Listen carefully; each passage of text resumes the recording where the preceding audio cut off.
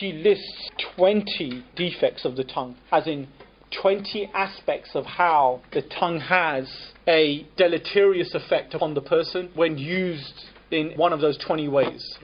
Now, why would one do that? I mean, why is that important to us? Because again, as you can see, as Ghazali points out quite his opening lines to about the tongue, he said, without a doubt, the tongue is from amongst the greatest blessings of Allah, or is a momentous blessing from Allah.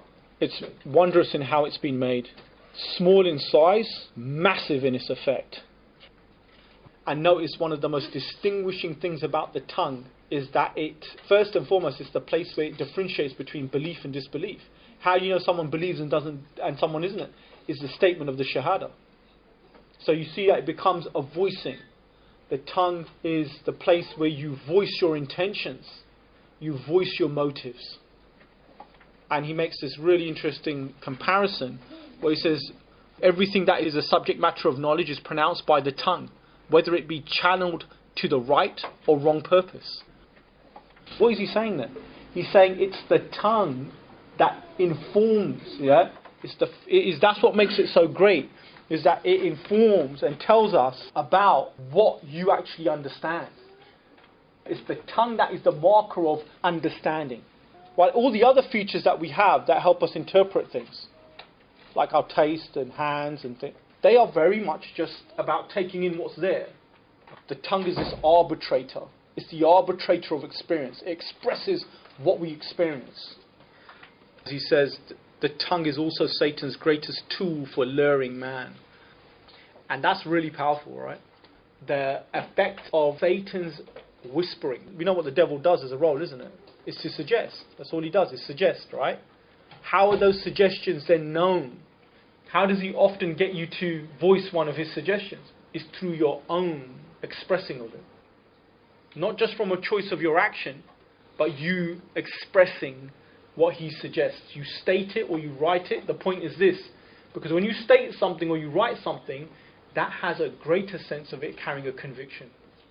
And that's why it's a real powerful place. It's a real powerful gift from Allah, and it has this responsibility.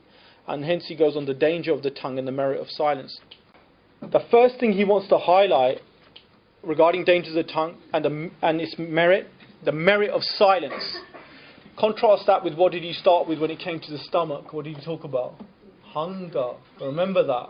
That's really important. Now, guys, we need to be really clear. Silence intended as an act of worship is blameworthy in itself. If you intend to keep silent because you think by silence in itself is worshipping Allah, that's really frowned upon. You shouldn't do that. You could intend silence as an awareness of, by being silent, I'm saving myself from saying things that could be wrong. So it's a means. You're understanding silence as a means to make you more obedient. But as opposed to intending it as an act of worship in itself is not looked at in itself. It's just like intending hunger in itself as being an act of worship. You shouldn't look at it like that. You could look at it as a way of nurturing yourself, but not as an act of worship in itself. The reason why we don't want to say that, because that's not prophetic.